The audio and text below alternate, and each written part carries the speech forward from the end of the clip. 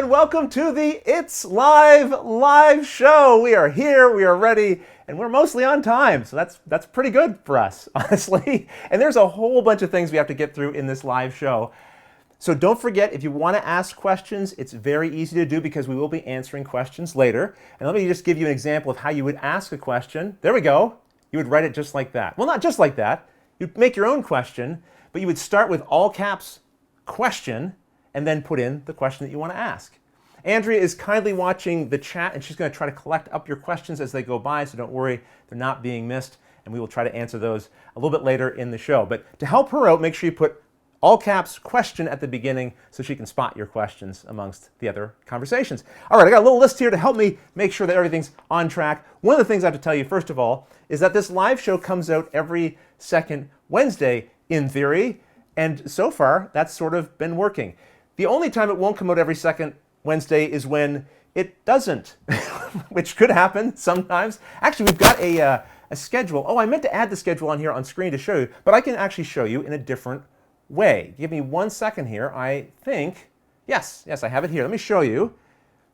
If you go to watchitplayed.tv, you will find this very modest, humble website that will show you the schedule for the month and all the shows that we have releasing. And you can click on the image to enlarge it, which I'm doing and it's not enlarging. Why is that? Oh, I think you have to click on the actual text that says click to enlarge it.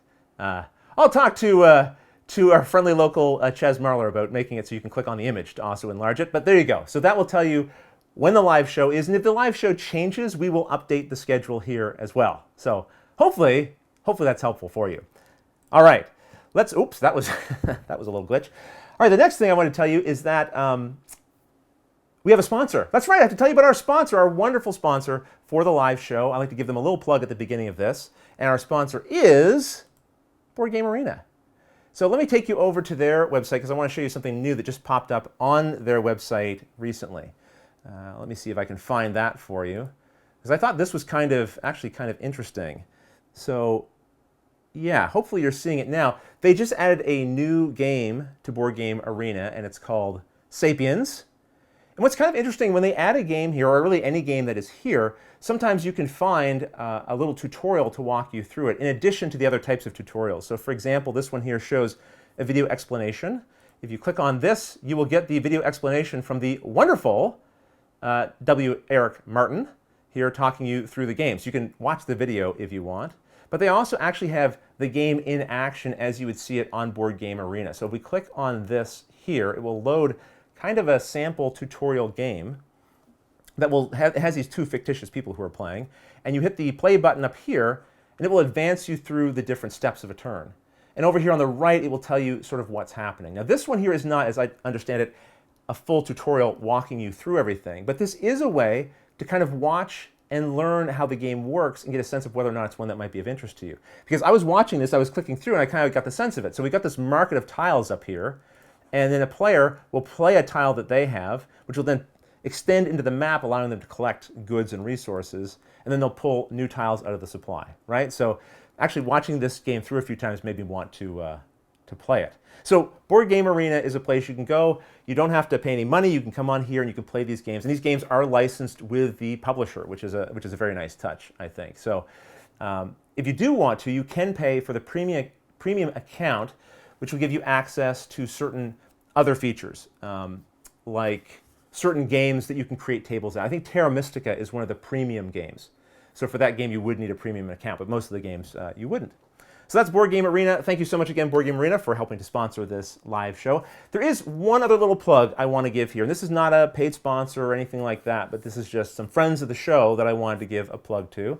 Geeknson, they make tables. They actually make the table that I'm sitting at right now, and they have a fundraiser that's going on right now. And I want to show you just quickly what this fundraiser is. Here's the Kickstarter they have running right now. It's for a Megan table. This is a new table in their line that is almost like it's not like a custom table. They're always made sort of the same way, but they have some customizable features. But this allows them, because it's sort of a fixed table, to produce them at a cheaper rate. But they're still like really beautiful tables. I won't play the entire video here for you, but you can see it here. Oh, look, the table does not come with a copy of Wingspan, I should warn you, or pizza. You don't get pizza with the table. But the table is something that you can play games on, play games in. It's got cup holders and all kinds of things. And it's really quite, I mean, obviously these are luxury items. They're not inexpensive.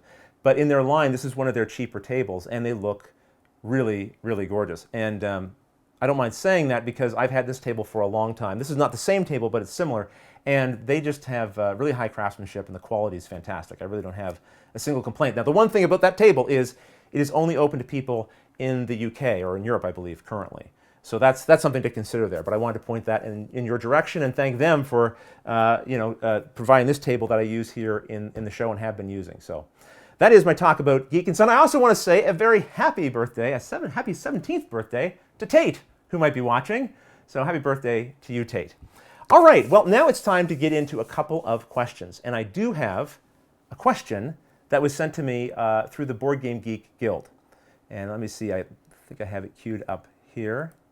Yes, I do. Okay, perfect. This is a question from Rainer, who's asking, do you have a preference between dromedaries and Bactrian camels? This is, so this question's a little, okay, look, here's the thing.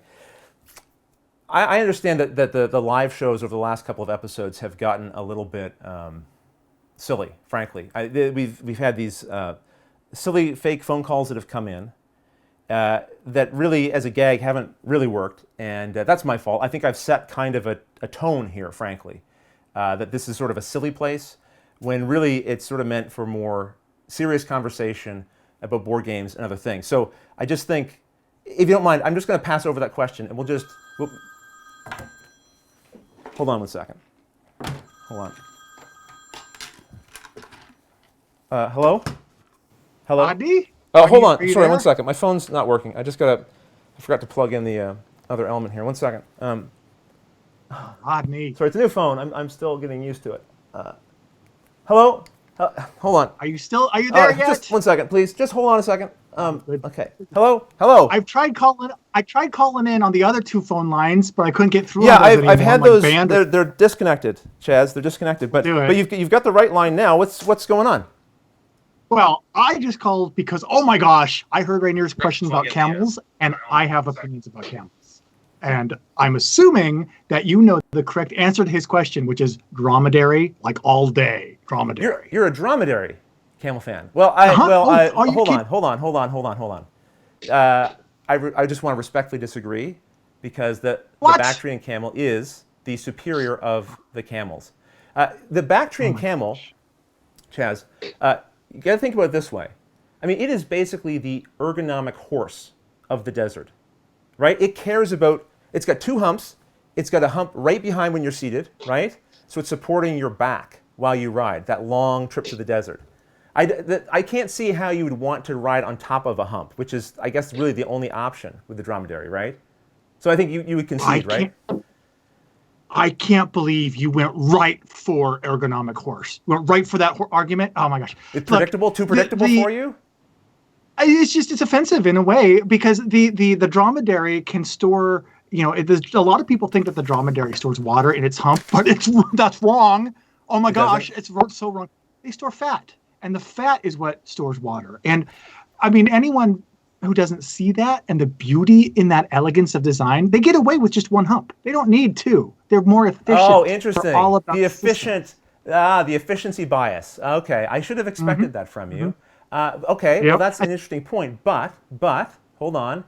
Have you considered the fact that the Bactrian camel grows long fur hair?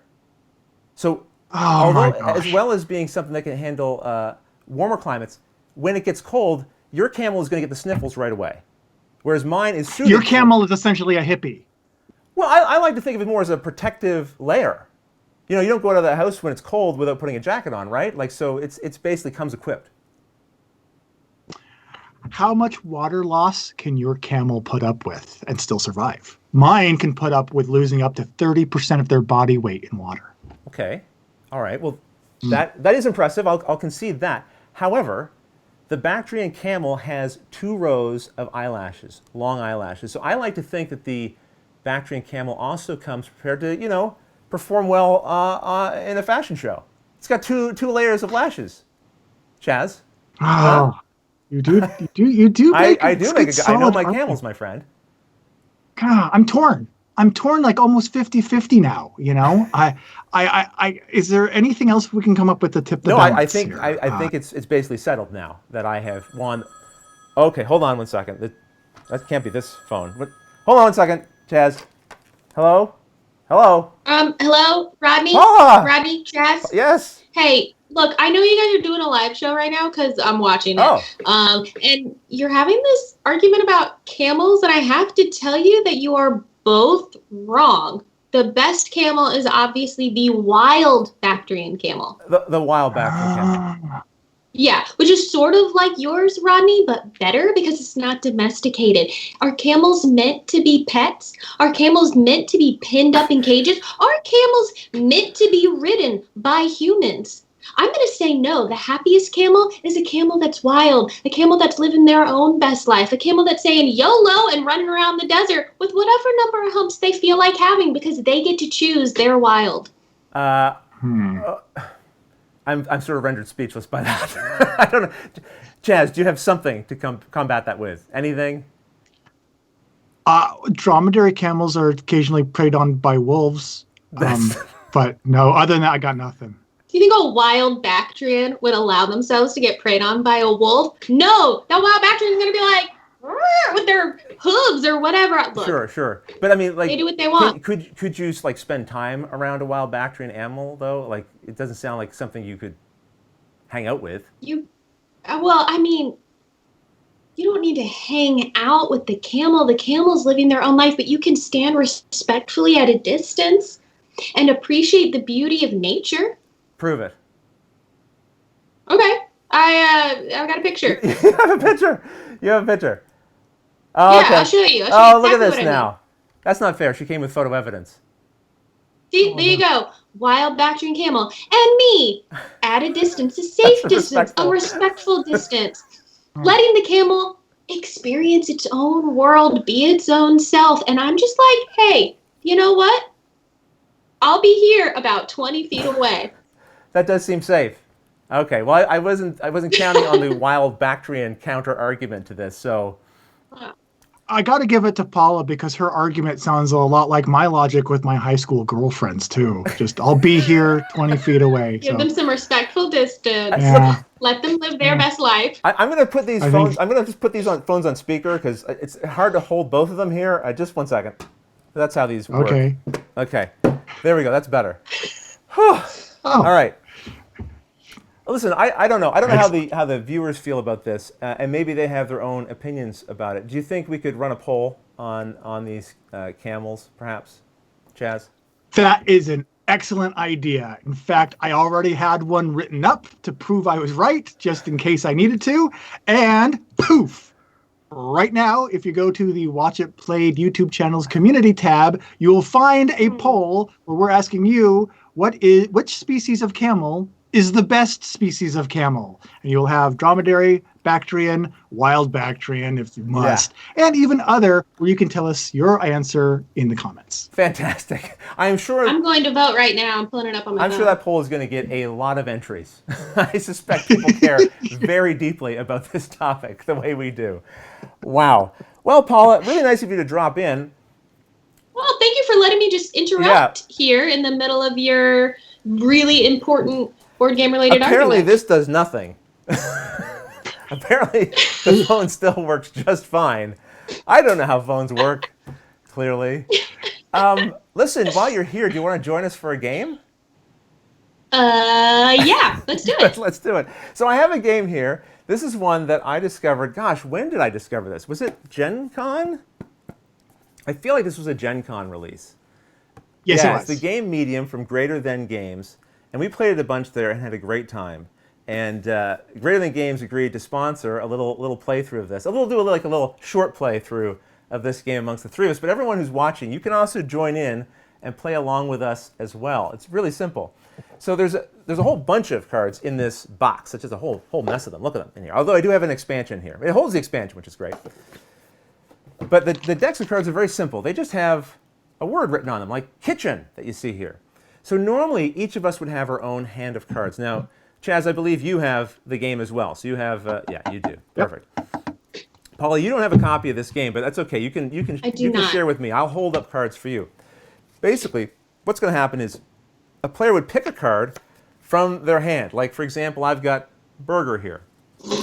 And then the other person would, after seeing my card, would then pick a card out of their hand. Chaz, you maybe want to pick something on your hand and show it to the screen. Okay, this one's just random. Yeah. There you go. All right. So then, with Burger and Car, we would give ourselves a few seconds to think. And then after a few seconds, we would count down together, 3, 2, 1, and both of us shout out loud a single word that we think joins those two concepts or words together in some ways. How do we feel about hyphenated words? You know, that's a great question. I believe the rule is that you can say whatever you want, but the more complex the words you say, the harder it's going to be to match someone. Right. That is true. Let's see here. And then in unison, they yell out their whatever word you think is the medium. Although it does say whatever word you think is the medium. I'm going to argue that hyphenated words are one word. Well, I know better than to argue with Paula now. That's right. Good point. She brings photo evidence. Yeah. And I've sent you another one just now, if you could have opened that. I was half expecting it. So then what we want is to match the word that we yell out loud. If you do, you would draw a token. There's a whole pile of tokens. I can't really show them easily on screen. There's a whole mess of them here. You can see them there temporarily. And you would pull from the level 1 pile if you got it in the first try. And those have a random value on the back, but the level 1s have the highest value. If you fail to get the correct answer on the first guess, no problem. You both think of the words that you just finished saying out loud. Those become the two new words. And now you have to find a word that joins those two words together. And so again, 3, 2, 1, and you shout out the word. You'll get 3 attempts at this. Each time you attempt, if you succeed, you'll get a token from a lesser value. To keep it simple here, we're just going to go, if you guess right in the first round, you get 5 points. If you guess right in the second round, you get 3 points. And if you guess right in the last round, you get 1 point. And my gosh, I hope somebody's going to be keeping score somewhere. Chaz? Thank you. Whoops. Sorry if the screen jumped on everyone there. Okay. So, Paula, I am going to... Oh, at home, by the way. Sorry. At home, if you're playing along, you shout out an answer, too. If you match with either of the people who are playing currently, give yourself 5 points if you match in the first round, no matter what happens with them as they move on, and total up your score at the end and see how you did. All right? Does that sort of make sense? Now, are the 3 of us all trying to get us to one? Are we playing it in 2 pairs, or the 3 of us are all going to have our own word and try and find the middle of 3? Great question. I should have thought of that. Which I've done with an improv team where all, like, 8 of us. Are you serious? Had different words. Yeah, that's a story for another time. I hadn't thought of doing, like, that's like the extreme version. At first, I was thinking we would just do it in pairs. You know, like maybe you and Chaz would go, and then Chaz and I, and then me and Paula would go. We just sort of do one round like that. But maybe we should do one round like that and then do a final crazy all 3 of us. Get wild, like the wild Bactrian camel. Camel, the best of all camels. Listen, she does make a good point. Thank you. How do you disconnect this thing? You can't. can't disconnect. All right. So, Paula, I'm going to shuffle these up for both you and I. How about I'll put Chaz and Paula in the hot seat first. You guys ready for this? Okay. Right. It's time to test Now, our relationship. I have my hand of cards. So why don't you do Paula's card first, since that will be random. Right. And that way I can at least try to give us a chance. Sounds fair. All right, Paula, your word is trip. Oh, sorry. Okay. Yeah, that's right. I'm allowed to say it loud. That's right. It's trip. Yeah, because we need to know what comes in between that's them. right. All right. So, and then my word is going to be Hawaii. Oh, Okay. how perfect is that? This is round Okay. 1. I know what the answer is. How? Okay. Find out how different our brains That's right. work. So we do 3, 2, 1, then the word. Yeah, Is that how you want to do it? Are you both feeling Rodney, ready? you count us down. You count us down, Rodney. Okay, ready? 3, 2, 1. Vacation. Yes, exactly. Got Well it. done. Woo! That's how it's done. 5 points for Paula. 5 points. 5 points. I'm guessing there's going to be a lot of people who got 5 points there. And feel free, once you shout it out, type it in the comments as well so people can see what other things you might have come up with. All right. Well, I guess it's time to get me in there with something. So, how about Chaz? You and I, we will go for one here. Do you want to pull one out, and I'll just go Okay. random? Okay. Yeah, go random. Now, is this Rodney and Yeah, I? yeah. Or It's is you this, and me. You and me. Pretzel. All right. Just pull one randomly. My word is eye, as in your eyeball. The old pretzel eye. Okay. So it is a little easier when one Got it. person says one and the other person gets to pick from a hand of cards. You I think? know exactly what I'd say for this. Do you really? Mm-hmm. Oh no. No one else is thinking it though, I'm sure. It won't match anyone else, but I'll keep it in my brain. I'll tell you after. Okay. Okay. Okay, I've got it. I've got it. Okay. Does Paula want to count us down Sure, this Paul, time? count us Oh down. yes. Ready? Yes. 3, 2, 1. Flour. Salt? What did Oh, you say? darn it. Salt. Salt, flour. That was pretty close. That was pretty close. Whoa. Okay. Now, of course, in the next round, we have to connect salt and flour. And we can't say any of the words that have already come up. Right. So we can't say pretzel. And we certainly can't say Salt. I. Okay. All right. I got Have one. you? Flour. So the words were flour and salt. Oh. Mm-hmm. Okay. Come on, Ronnie, it's right Yeah, I there. know. Oh. That's the worst, actually, when the other person's like, oh, I know. I know it. And you're like, oh, I don't know. I really don't. Okay, I think I'm ready. Okay. 3, 2, 1. Dust. Bread. Oh, bread makes a lot more sense. Yeah, What'd it you say, does, Rodney? Rodney. It really does. It really does. I went with dust. I was thinking they're both kind of a dusty ingredient, but bread. Y'all haven't said any of the words I was thinking. What were you thinking? Okay. First, I thought stomach, because your eyes can be bigger than your stomach. And eating with pretzels, that's why I thought That's a good stomach. one. Then I thought baking for Yeah, flour and yeah, salt. that's a good one too. Okay, That's Ronnie, an obvious we one. have- Okay, hold on. So what We are our have bread words? dust. Bread Bread dust. dust. Those are our words. Bread dust. Perfect. Okay. Hold on. Okay, I got it. We've got this. We're getting 1 point for sure. You're going to do it. Yes. 3, 2, 1. Crumb. Crumbs. Yep. Yay! Yeah, okay. What? Okay, we got Rodney up to 1, Chaz Oh, at that's 6, good. and Paula at 4. Woo! All right. Now All right. I will count down for the two of you. Very exciting. Okay, so now. Gosh, I'm nervous now. My brain does not work like y'all's does, as we can tell. All right. Well, you're the wild Let's Bactrian. guys. It's hard to pin you down. Okay. Right. Don't put me in a That's cage. right. All right. So I will tell you what, Paul. Should we go both random? Yeah, let's get We are wild. getting wild. All right. So here's yours. All right. I guess it doesn't really matter whose it is, but we'll say this one's yours. It's owl. Owl. I do like owls. Okay. It's meant for me. Perfect. Oh, hey, yeah, wow. And mine is green. Okay. Oh yeah, it's, the owl person probably knows about 15 different green owls. All right, are you guys ready? No, don't rush me. Green owl. I already got like 5 potential answers. Give me- here. Yeah, I got a word. Green Come on, owl. Ronnie, embrace your inner Bactrian. You can do this. Think double humps. Double humps. Come on. Now you're thinking with both The power humps. of 2 humps. Okay, green and owl. All right. Okay. I'm circling an idea. Circling something. Yeah, the drain. Okay. Ready? Okay. 3, 2, 1. Peacock. Tree. Oh my gosh, tree makes so much Oh. sense. It makes so much sense. Everyone in the Peacock, chat. I understand. Everyone in the chat yelled out tree. I know it. Everyone got 5 points except for me.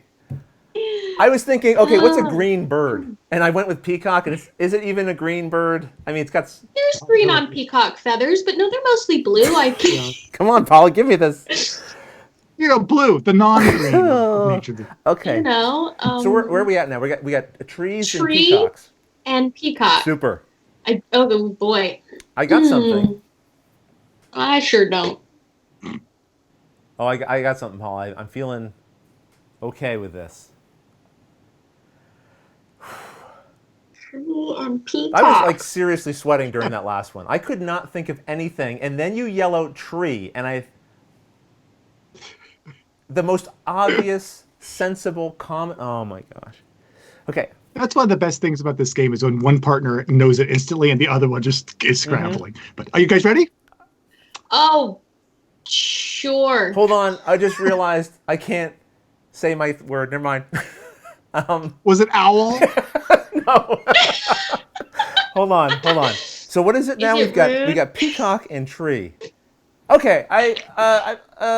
Okay, I got it. Okay. All right. Perfect. 3, 2, 1. Plumage. Flight. Oh. It's terrible. What was What did Okay. you say? I couldn't hear it. Oh, What was it? plumage. No, that makes sense. I said flight. Flight. Okay. I don't know if peacocks fly, I don't know actually. if trees fly. Oh. Trees sure don't, but you could fly to a tree. Oh yeah, it's true. If you were a It's peacock. true. Yeah. With your plumage. Your plumage. Flight. Okay. Plumage. Plumage and Flight. flight. We're not going to get any points. No, I think we've got this. Plumage and flight. Oh. Yeah. There you I go. think we're getting at least Right. 1 point. I hope. What if I say something totally off base? Let's find out.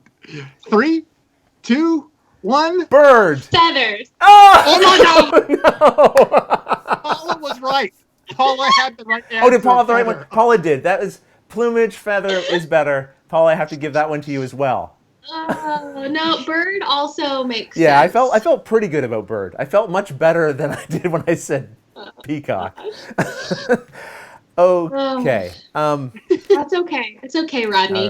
All right. Thank you so much for this one and only time you will ever have me on your channel. Yes. I understand. No. You might change your mind about some I things. might need to have you back just so I can attempt to beat you at something. All right. Are you ready for the final wild round? Wild round. Oh. Okay. All right. Let's All right. So yeah, I shouldn't be looking at these. I should be shuffling them. Okay. So, Paula, here is your word. Not that it's necessarily your word. It's purse. Purse. The next word is criminal. Oh, I like where this is going. Okay. And the final word is van. Criminal, What? purse, V-A-N? and van. V-A-N. Okay. I've got something. All right. I got one. What about you, Paula? All right. I've got a word. I did that thing where I thought of a word and then I thought of a different word, and now I'm trying to decide if I should go with my first Yeah. word, which often in this game I feel like is the thing you should do, but I think I'm going to go with I'm going to go with the first one. Okay. All right, I'm ready. I'll count us down. Okay. 3, 2, 1. Heist. Mugger. Mugging. Oh. Did you guys both say That was- mugging?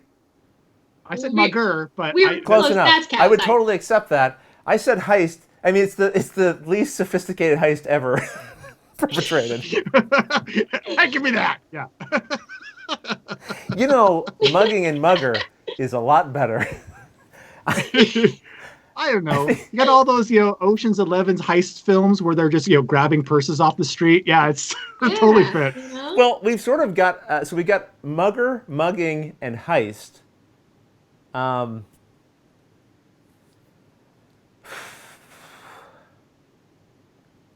Oh, we still have to do the other two. Oh, We don't have to.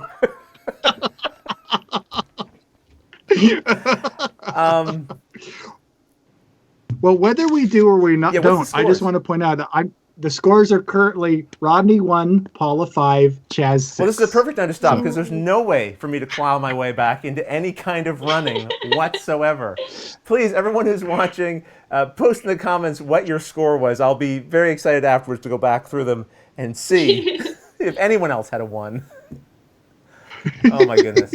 Paula, I know you have to run. Thank you so much I do. for jumping in here and being silly with Yeah. us. It was great. I hate being silly, I know. Sorry. but I made an exception just for you. Thank you for having me. This was super fun. Yeah, and also everyone who's watching, you'll see more of Paula. I mean, you see Paula everywhere anyway, but you're also going to see more of Paula on Watch It Played. We've got a fantastic episode with her coming up next Monday in an episode called On the Radar, which is a fun show, and That's right. look forward to everyone being able to see that. So, all right, Paula. Chaz, there's a game that just came on my radar today. I'm going to message you about it. Maybe it can be on our list for next time if it works in with your fancy mathematical calculations. Dig it. Yeah, I'll see what I can do. His mysterious Awesome. calculations, yes. All right, Paula, thanks so much. Thanks for Bye-bye. having me. Thanks, everyone. Bye. Oh, that was great. Okay, wow. So we did it. We played Medium. Of course, a very customized game of Medium here for everyone playing live. Let me just see if I have anything else in my notes here that I have to concern myself with before we jump into some questions, because I think it's question time. No, I think it's pretty good. What I will do is we'll take some questions from the viewers who've been watching. I also have a few from the Board Game Geek channel as well. But let's take a few questions from our viewers who've been kindly and patiently waiting. So let me see what we've got here. All right. So David Paluzzi would like to know, will you ever show any tabletop RPGs? So any role-playing games? Oh, Chaz, have you ever featured any role-playing games on your channel? No, I haven't. The closest I've come is there is an RPG called Paranoia, which I really enjoy, which actually has been on a couple of my preview lists because there was a new edition of it that came out at Gen Con last year, I think. So just talking a little bit about my experiences with Paranoia is the closest I've come. Yeah, I haven't. What about you? I haven't featured anything on the channel that's role-playing that I can think of. I mean, we kind of got close to it a little bit with some of the games we play, like Descent or Mansions of Madness, that have like a narrative element to it, but you're still very much on rails for the most part there, right? I haven't. Would I ever? I certainly would like to, but I personally don't play a lot of role-playing games myself. So I don't feel as well versed to discuss it. And maybe that's the angle in which it could be talked about as somebody very new to the systems and getting into it. But no plans currently at this time for some kind of specific role-playing related episodes on the show. But it's definitely like a super massively popular genre of gaming right now. Oh, yeah. Casey Pearson would like to know, did Chaz really win that game of Tricarion and defeat our beloved Rodney Smith? Yeah, that's an interesting question. That's actually an interesting question that you're asking there, Casey. Because I watched your video of the announcement of our joining forces, and I watched yours. Yeah, they seem to be telling a slightly different story of a similar event, interestingly. Yes. Now, I will say, whether I earned that win or not, I do remember a moment from that game in which you were just pushing my buttons a little bit more. And I remember I turned to you and I said through gritted teeth, I am going to beat you at this game, Mr. Smith, and I am never going to let you forget it. I was being insufferable. Yeah. Yeah. And do you remember what you said in response? You just kind of turned to no one in particular and exclaimed, I bring out the best in people. That's right. That's right. Oh, that was a fun game. And we were sitting there at a table with Ann Reynolds. She agreed to teach us both the game, and she did a fantastic job. Ann was phenomenal. Because that's not an easy game. There's a lot going on there, and she took us slowly through each thing. Any questions we had were just natural questions you'd have when you're playing a first game. Like the teach itself was rock solid. So great job, Ann. That was created a fantastic and really fun experience for both of us. Even though at some points it did cause some gritted teeth, to be sure. All right, I got another question we'll take from the chat, and then I'll do a couple of questions from the BGG Guild as well. Nahadek asks, what is your favorite game that involves players building a collective city whose actions you may take? Examples, Kalis, Keyflower, Everdell, etc. Now, that's a very specific genre of game there. What would you say is your favorite? Do you have one, Chaz? And don't feel like I'm putting you on the spot. If you don't have one right away, we can think on this. That is a very specific question. I will say I do really like Everdell. Yeah. And I really like that aspect of it where you are able to take actions on the other turns as well. It keeps you engaged. I want to say there's another one that's tickling right in the back of my brain. It's not coming up. I can't remember what it is. Because Everdell sort of has a collective city. I mean, thematically it's a collective city, but everyone is sort of doing their own thing. Although you can bounce around to each other's cards and use them, though. So yeah, I think that does sort of work. I'm I'm looking at my shelves. Right now, I would be leaning towards Everdell as well, but I think Kalis, of those three, Kalis also, it's not a game I've played a lot, but the times I played it, I really enjoyed it, and I have not played the new edition. Have you played the new edition of Kalis? No, I have not. So, yeah, I'm just, like, what's another game on my shelf that's like that? There is a game from Mr. B Games called Hellenica.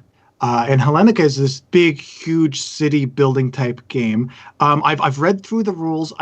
With all the social distancing going on, it's like meant to be played by 7 players, so it's huge. Okay. Haven't got a chance to play it, but and I don't know if it truly has that I can do actions on your turn type of thing. I seem to recall it has some of that, but that's another one that I know I want to play that kind of fits in that theme, that genre a little bit. Well, I got another question here from the Mr. E, who asks, when was the last time you used an old-time landline phone like that one for real? Well, I just did, obviously. So that's a silly question. The last time I used one of these types of phones was probably not that long ago. The last time the power went out. Because whenever the power goes out, I plug the landline in. So I have some kind of phone service. What about you? It's been quite a while. It's probably been at least 15 years. The phones you have, though, those are really high quality because somehow you hung up the phone I called in on, but I still switched over to the other line somehow. Right. That's we don't talk about that. Well, okay. But these are, I know they look old, but there's some advanced technology happening here. Yeah. It's hard to explain. It's a lot of, like, Alexander Graham Bell would have to explain it to us. It's very I remember when we got our first cell phone and feeling like it was an incredible luxury. And now, if my wife and my daughter and myself don't always have our phone on us at all times, it feels like, oh no, what if something happens? Something's desperately wrong. I know. Yeah. Exactly. All right, I'm going to bring up a couple of questions here that came up from the BGG Guild. But don't worry, everyone who's in the chat. We will get back to more questions from you as well. But I had a couple here. Now, unfortunately, I'm going to have to switch away from our headshots together here, Chaz, to show this on screen. So apologies for that. But I have this question here. How do you feel about having a schedule for video releases on the channel? This is a question from Vincent Vignola. Interesting question, a good question, because I traditionally have not had a schedule for Watch It Played. My schedule has always been an internally driven one, which is, okay, how quickly can I make this next video? Not like in the sense of how quickly can I knock this out, but like, what is the most reasonable amount of time I can do this video in? Okay, it's going to take me 3 days, then I should be able to release it 2 days after that. That's when it will release. I avoid certain days, but basically as soon as the video is done, I try to release it. But in announcing this bigger collaboration, it felt like it would make more sense to try to have a schedule so people could know when certain shows are going to be coming on the channel, and they could sort of wait for their favorites or just be able to anticipate them, right? And so I have decided to try to also schedule my tutorials in the same way. I'm looking forward to it. I'm a little nervous of it, but I think if it can happen, it will be a good thing. It'll be a good thing for me, as sort of knowing what my schedule is a little more firmly and having targets to hit like that. But I think also hopefully it'll be good for the viewers. Have you always had a schedule for your own content that you've created on A Pair of Dice Paradise? No, I've never adhered to a strict schedule, but I've always wanted to. Mm-hmm. But even more than that, I've wanted to create a schedule and press it onto someone else. So being able to achieve that, Yes. Well, I know your favorite thing about this schedule was making that month chart. Some of us call it a calendar, but yeah, I know what you mean. This is why I was no good at Medium, okay? Month chart. Touche. But that was actually a fair bit of work coming up with that document, and a fair bit of work for you, because I knew I wanted something, and you kindly took on the burden of trying to put it together. And you would sort of present something, I'd say, well, could we do this? Could we do that? But I really think that by the time we get to the end of it, I'm pretty happy with it.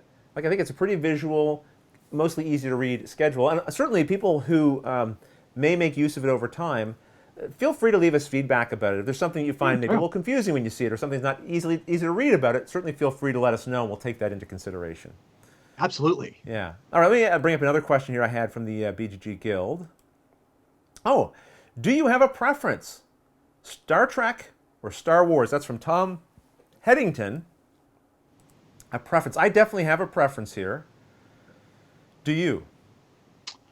Well, my wife definitely does with Star Trek. Well, But I could want you to go say, get your wife then? Because I need someone here to answer this question. well, how I, I believe I want to like Star Wars more, but I believe I actually like Star Trek more. Interesting. Okay, so for me, I'd have to say Star Wars. Unlike our fierce fight over camels, I don't think this will be a fierce fight because for me, it's more a matter. I just didn't grow up watching Star Trek. My dad didn't. No one in my family watched it. My parents didn't watch it. My siblings didn't watch it, and I just never got into watching it. And by the time, I was like, well, maybe I would like to watch this show. I had this weird obsession. If I was getting into a new show, I always wanted to watch it from the beginning. Ah.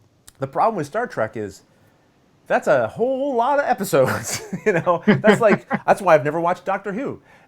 So to me, it was always like, well, this is a mountain too big to climb. So I'll never watch Star Trek. Now I've since loosened that sort of obsessive behavior, but that's really why. So there's nothing against Star Trek, but Star Wars, I just am more familiar with. Does that mean you've watched all the films and all the TV series and stuff now, since you have that kind of For thing Star going on? Wars? Yeah. No, I came into Star Wars as movie first, and I didn't. Look, my rules don't make any sense. I can't even defend them. I had to make your calendar. I know your rules make no sense. Fair, touche. But no, Star Wars are kind of restricted to, it's a movie franchise. If you guys want to keep knocking out all these books and TV shows and knickknacks, fine. But to me, it was always the movies first. But I agree, there's a contradiction there, to be sure. All right, let's jump into it with a few more questions from our lovely viewing audience. Earthfat asks, did you ever have trouble learning how to play a game that said ages 8 and up on the box, and it felt more like a rocket appliance than learning a game? Yeah, it's funny, the age guidances on these games can be very strange. Sometimes the ratings seem very high, and you're like, well, I don't think you'd have to be 15 or older to play this game. Sometimes they seem particularly low, right? I think oftentimes they seem higher because I think, correct me if I'm wrong here, Chaz, but I've heard that if you want to say a game is for, say, ages 6 and up, for example, you have to do an extra amount of testing and licensing and payments and things like that to confirm that there's nothing in this game that a child could swallow or whatever, right? Whereas if you say, okay, 13 and up, then they don't have to worry about those things. Is that what you've heard too?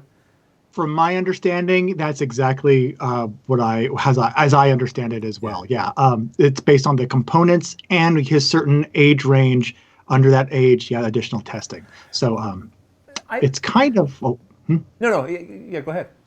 I think it's kind of that age delineation that a game is made for is kind of self-enforced, self-policed. Yes, in a lot of cases. Yeah, it's not like there's a third party that comes and says, "Oh, this game is for 8 and up." So. Right. And when I play games, I often don't look at that. I couldn't tell you what the box for Blood Rage says for ages 8 and up or whatever it might be, but I can tell you that I've certainly read the rules to games and felt like, yes, I was looking at some kind of. The best example of it would be BIOS Genesis. I don't know what the age rating. I'd love to know what the age rating is on that. If anyone wants to look it up, this is a Phil Eklund game, and that game made me angry when I was reading that rule book. I could not make heads or tails of that thing. The reason I'm being a little bit facetious. The reason I say it makes me angry is because when I was reading it, I felt like I could feel that the person who wrote the rule book didn't care if I ever understood how the game was played. Like, it wasn't written to be understood, is kind of how I felt. I was like, this is not written by someone who understands how rule books are written and the sort of the traditional rules that you follow to make it easier for someone to understand how a game is played. Now, I understand, of course, Phil Eklund games tend to be quite complex. But I feel like if I had ever figured out how to play it, I could have found a method in which to try to teach it that would be a little more coherent, probably, right? Maybe people in the comments can affirm or deny that I'm right or wrong about that game. I don't know. That's BIOS Genesis. Yeah. At 12 and up is what it says it's recommended for. Okay. 12 and Okay, well, I got a super chat here. A friendly super chat from a mutual friend of ours, Dave, our pal Dave, who says that Dave Pickle swallowed a lot of trains in Ticket to Ride, like a lot. This is a problem Dave has, unfortunately. Dave, a good friend of ours who really enjoys board games and board gaming, but he also likes to eat and sometimes gets it. Oh, it's not a super chat. I'm sorry. Andrea's telling me it's not a super chat. It's just, I'm getting live updates here from Andrea. He's just saying hi. Well, I don't care if it was a super chat or not. Thank you, Dave, for saying hello. And I'm still going to finish this story. Dave likes to eat, and he also likes games, and sometimes he eats the playing pieces.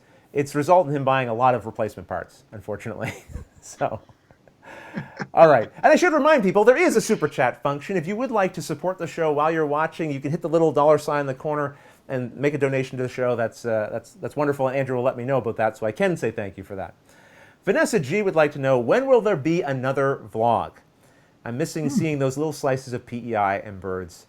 Always the birds. Well, Vanessa, thank you so much. I'm really glad that you've enjoyed the vlogs. I love making the vlogs. I know it might feel like I don't because it's been so long since I've made one, but I think, understandably, my attention's been a little bit divided.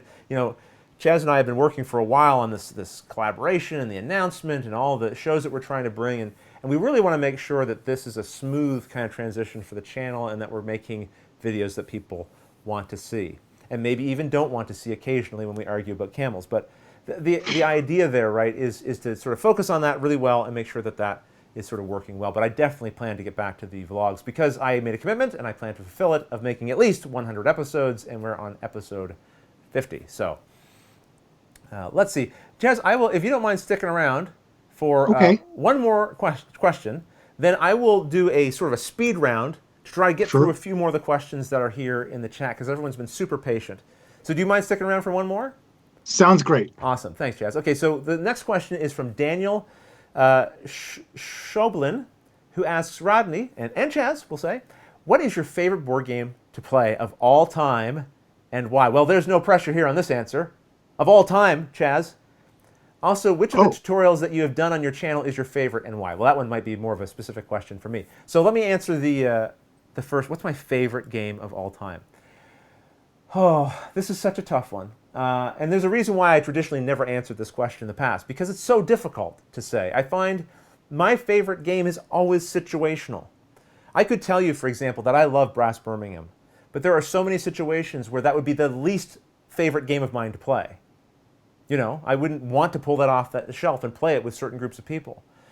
So my favorites tend to be more of a smattering of games that fit certain situations. So I could tell you that Brass Birmingham would be one of my favorite, brain-sweating thinky games. Watergate, one of my favorite, two-player back and forth. Again, kind of a sweaty tension kind of game. Keyforge, my favorite card dueling style of game. Party game, I would probably be inclined to say Time's Up or Just One. But see, I'm cheating. I'm cheating the answer here. I used to, without hesitation, say Kemet. It was my favorite game of all time. And it's not that I don't like the game anymore, but I haven't played the game in about 2 years, I think. So I feel a little funny saying it's my favorite game. I always need to play it again and see if is it still my favorite game. What about you, Chaz? Do you have a more authoritative answer for that question?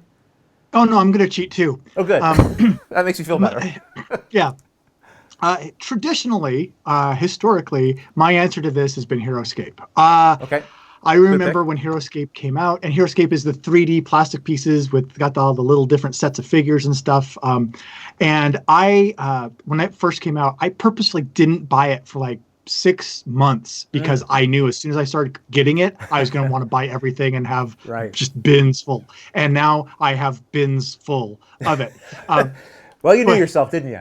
Yes, yeah. But I love the game itself has a very basic and then a little more advanced versions, and I like both versions for different scenarios. The game itself is decent, but the things you can do with it, I've used it for RPG sessions. You can make. I've used it with BattleTech terrain. For sure. Yeah. Yeah, it's very versatile. So there's so many different aspects of it that I still it endears me to it. However, I knew there was a however coming. Yeah, it's probably been at least 4 years at this point since I've played it. No, I played it with V-Bug about almost 3 years ago. Okay, anyway, it's been a long time since I played. We get it. Yeah, thank you. So the other answer is actually Magic the Gathering. I played that like almost every day, early 90s. About a year ago, a mutual friend of ours, Marty Cannell from the Rolling Dice and Taking Games podcast, he introduced me to Magic Arena online. And that was last April. It was almost a year. It was about a year ago. And since that, I think there's only been like maybe 10 days in the last year that I haven't played at least one game of it. I bet some of those days have been recently while we've been working on these shows. Yeah, right? They have been. Yeah. Yep. Yep. I'm behind on my daily quests. Yeah, but yes, for sure, volume of plays, Magic the Gathering is probably my other pick. Okay. Well, that's a good pick, a solid pick. It's a classic game. It's been around forever and still as popular as ever, if not more so. Well, Chaz, look, I'll let you run off. I'm going to answer some more of these questions. But as always, a pleasure to have you call in. Oh, yes, you have something you want to say. Quick before we go, I checked the community tab on the Watch It Played YouTube. Yes. The poll is up to 110 votes already. Wow, look, our viewers are the best. They care about camels. What are their favorite picks?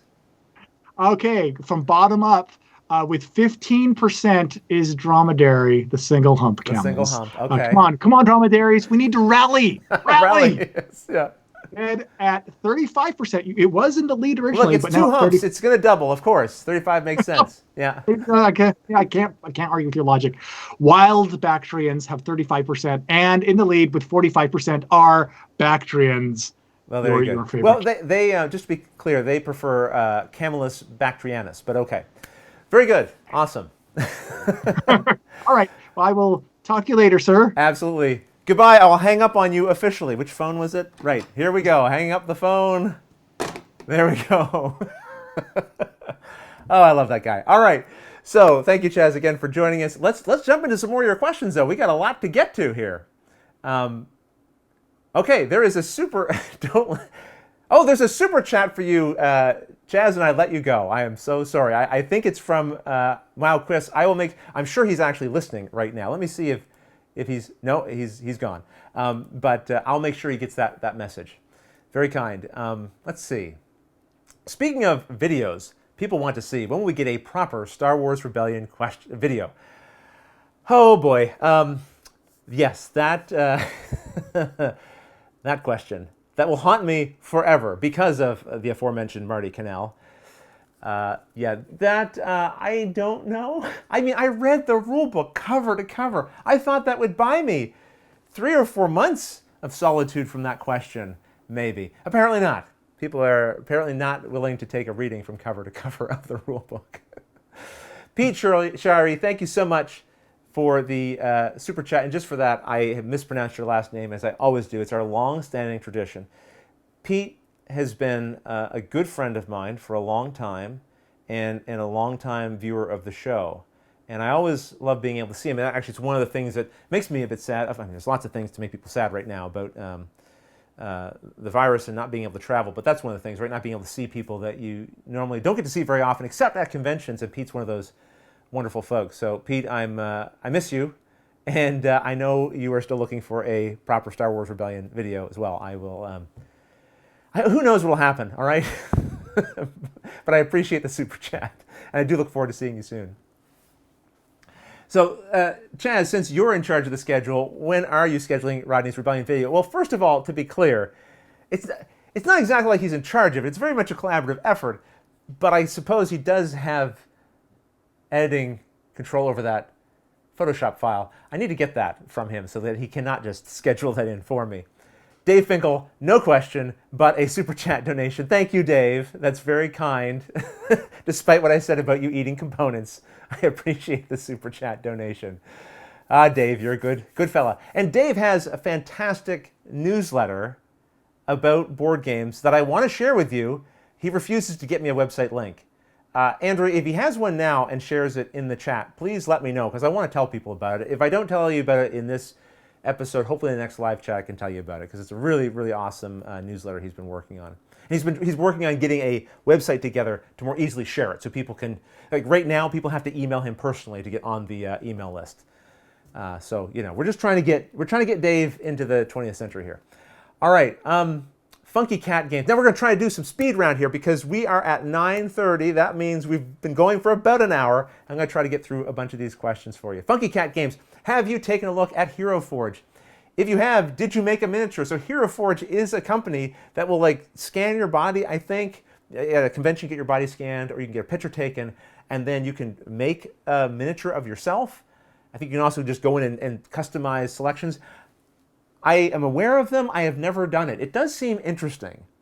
I have to admit, I'm a little skeptical about how accurate can it be. I guess there'd be one way to find out, and that's to try it, right? But I haven't tried it. Andrea McPherson would like to know, do you regularly rearrange your game shelf, or is it more of an organic shift as you play, teach, add, and remove stuff? Oh, interesting question, Andrea. Yes and no. The most common thing is a sort of a slight organic shift as some new things come in. And I'm like, oh, I want to keep this, and where's the best place for it? Okay, this shelf. And my shelf is sort of organized in a weird way. I try to keep like games together, and also the size of the boxes as well. But sometimes, every now and then, I do kind of effectively a purge. I'll go through my entire collection very aggressively and move some things out. And when that happens, it's more of a more radical rearrangement. But I haven't been doing that as much anymore. My collection right now is at a size that I'm sort of happy to maintain. My shelves are full, and I have more games than I can reasonably play in the course of a year. And that's kind of my tipping point. I'm happy to be a little bit past that, or even arguably a lot past that, but I'm not willing to go a lot past that. So right now I'm kind of at that point. So it's all more gradual at this point. David, Timothy, thank you so much. Thank you very kindly for the super chat and the support. It really means a lot when people do that. It helps keep the lights on here, literally. So thank you, David. Thank you for being a part of the live show here. Casey Pearson would like to know, any Kickstarters piquing your interest at the moment? Oh, shoot. I was looking at one recently. What was it? There was Ankh, right? I backed that. That was probably the most recent one. I don't follow Kickstarters as closely as I used to. I don't mind waiting until the retail release of a game most times. But of course, every now and then I hear about something that's blowing up that's really getting a lot of attention, or something just catches my eye in a news segment on a video I'm watching or in a podcast. And sometimes that will avert my attention towards a Kickstarter. Nathan Breadfelt would like to know, what are your most anticipated forthcoming games and expansions? Most anticipated. That's a funny, tough one for me as well. I think there was a time when I was paying more attention to what are the games coming out in the next few months, and sort of like making lists of things I was interested in. With the work that I do on the show now, I have a little bit more tunnel vision. So I'm really focused on the specific games that I'm working on for the show right now, specifically. So for example, I can tell you I'm working on a couple of Back to the Future board games that are releasing soon. And those ones I was really excited about and anticipated. There's a game called Monumental that's not a new game, but I hadn't played it yet, and I really want to. Matthew Dunstan designed that. I really like him as a designer, and it's this beautiful production. So that's a game that I'm looking forward to playing. And I hope if Watergate gets an expansion, not that it needs it, that's one I would be anticipating, but I don't know anything about a Watergate expansion at this time. Kabuki Kid would like to know, have you played any games recently just for pleasure? Well, that's an appropriate question after what I just said. Not recently, I wouldn't say, but here's the thing. The question's kind of, I understand the context in which you're asking the questions, but I want to clarify it a little bit. I am excited to be playing the games that I'm working on for the channel. It's never a drudgery for me. I only feature games that I want to feature on the channel, so I enjoy being able to do that. But just kicking back and playing a game for fun. The most recent one probably would be Watergate, which I played with Dave Finkel here, who's in the chat. We played that online and had a fantastic game of it. It was a real tense back and forth, and really, I really enjoyed that game. And he was a great guy to play it with. So that's probably the most recent one I played for fun. I'm trying to think if I played something with the kids recently, but like what I've played recently with Andrea and Luke has also been games that were for the show. One game I'd like to get back to the table and play for fun would be Chronicles of Crime. I'd like to work through a few more cases of that with the family. Oh, we recently played an exit game. That's it. There's the answer. An exit game. We played, which one was it? It was you're on a plane in a storm, and it was really good. And we got stumped on a couple of things. But they were things that when we saw the solution, we were like, oh yeah, we could have figured that out if we were a little more clever. I really like those exit games as well. I don't think I'm doing very good at moving quickly through these questions. I'm going to try to pick up the pace a little bit here. Shaylee Thaker asks, can we see your board game collection? Maybe tour my board game collection video. Yeah, I would like to do that. I have thought about doing something like that. Right now, again, we're kind of in this very compressed schedule right now, and I think it's going to be like that for the next couple of months. But I'm hoping once we get past June, maybe even July, there's going to be a little more breathing room to start creating some other types of shows that maybe we haven't done before. And I think a little tour of the game shelf might be fun to do. We can find kind of an interesting way to do it. I know people sometimes do that. I'd like to find a little twist on it if I was going to do that for you, so there'd be something engaging for you to kind of latch on to there. So we'll see about that for sure. Nathan Bredfeld would like to know, what IP game would you like to see get a board game?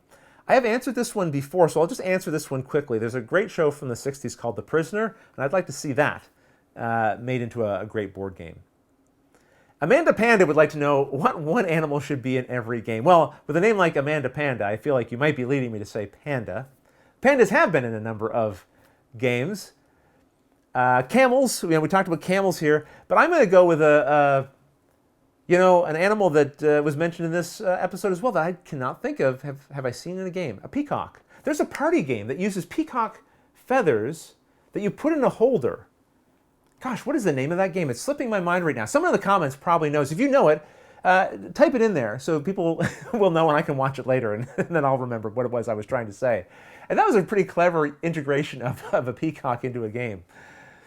Let's see. Earthfat said, was there ever a game that was hard for you to call from your collection? What made it easier for you to come to terms with it? Was there ever a game that was hard to call from my collection? Yeah, I mean, frankly, I'm at the point now where a lot of the games in my collection are games that I really like on some level. And if I was to get rid of it, it would really just be a space consideration and a recognition that I haven't played it for a while. And there are other games that, although this game is really great, I would probably pick this one over that in most cases. So it's maybe time for that one to move on. The thing is, I tend to avoid talking about games that I move out of my collection. And I do that because I work with a lot of publishers and I have designer friends. And sometimes, the reason the game leaves the collection is not because I don't like the game. And I just don't want to hurt someone's feelings who might think, oh, so Rodney didn't like my game enough to keep it. I'm not a reviewer. I like to give my opinion just for fun. I wouldn't get any joy out of thinking a publisher felt bad that I moved their game out of my collection. So I don't like to avoid the question, but I wanted to give you a little bit of a rationale for why that is. I sometimes will sell games that I have locally, and I just ask people that I sell to, hey, would you mind just don't post all over the internet that you bought these games from me, just for that very reason. Nathan Bredfeld asks, if conventions ever start up again, will you do live box flips for fans in exchange for $5? I'm not going to dance. I'm not your dancing monkey. But that's an interesting fundraiser idea. I would probably do it for free. But do I really want to do it on demand? Probably not. I had Cassidy from Ravensburger caught me as I was going through her booth at one of the shows, and she said, Rodney, come over here and do a box flip. She put a game in my hands, and it was full. I don't know if you've noticed, but most of the times when I flip boxes, they're not full. And she said, do it. The camera's rolling. I flipped it. Thank goodness I caught it upright and everything worked out. But I don't know if I want to tempt fate too often. Right. Okay, so now I'm at the point where we probably have to wrap this up, and I can see there's a whole bunch more questions in here. Oh my gosh, I feel so bad that I have to leave some of these. But I do want to answer one question I had from Jackie, who's in the chat here, and she asked this on Twitter. She was wondering about, what do you do when game components, arrive and maybe they're a bit bent, or maybe they end up getting bent while you're playing? What do you do? What if the board isn't laying flat? Do you have any tips for that? I do have a couple. I mean, nothing like super revolutionary, but if you have a board that's not laying flat, the best thing you can do, I find, is to fold it up and then squash it between a bunch of heavy books and leave it there for a day or so. If you have some deck of cards that is looking a little ratty, there is actually a solution for that, which I have. I don't need this in my ear anymore, so I'll take that out. Give me 1 second. You should never, when you're on a live stream, leave the live stream, but I'm going to leave it for 1 second. I'm doing it. So you can still hear me, though. I bought something recently to try to help with that if I get a deck of cards that ever get warped. And it's called a card press. You might be aware of these. I found one on Amazon, and it looks like this, right? So you put your deck of cards in between, and then you screw these evenly in and just press them down flat.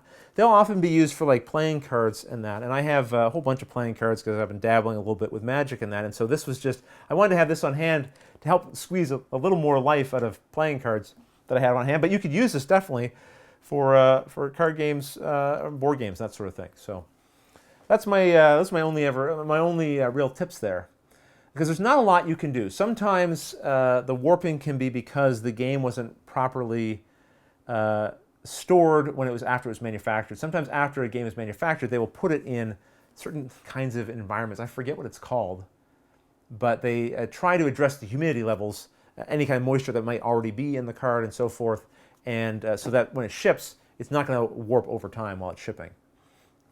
There was another question I just want to answer quickly. I'm just looking here. Jan Willem Vink asks, will Table Talk ever come back? Thank you for asking that. I had someone else ask a similar thing, saying they quite enjoyed that show and miss it. I really enjoy doing that series, and it means a lot to me to know that people enjoy watching it. The challenge with Table Talk is I like to feel sort of some kind of strong conviction over the perspective that I'm sharing, and that needs to come to me. I need inspiration. I need something that sort of grabs me. Sometimes people will offer suggestions to me about Table Talk episodes, but they don't quite grab me, and I need something that kind of gets me. And when I get that topic and when I have it, then I sort of I really enjoy diving in and sharing a perspective. Now the thing about those Table Talks is I want to have a perspective, but what I like most about it is hearing everybody else's perspective, because oftentimes I don't think there's a single Table Talk episode that I haven't heard somebody say something that's made me go, huh, I've never thought about it that way before. And it sort of broadens and expands my own thoughts about the hobby or my social interactions with people. And that's a really kind of a special and valuable thing to me. So it's something I definitely want to be able to keep doing. But yeah, I need to be sort of inspired when it happens. But thanks for asking for it. All right, everyone. I'm so sorry I couldn't get to all of the questions. Thank you so much for coming back into these live shows and asking your questions, even though sometimes I won't get to them as much as I try. I hope you will keep returning for these live shows and keep asking your questions, and hopefully I will get to them eventually. But I guess this is where I should sign off. So let me just make sure everything is queued up here so we can exit the way it's supposed to end. As I say to you, everyone, until the next episode, thanks for watching.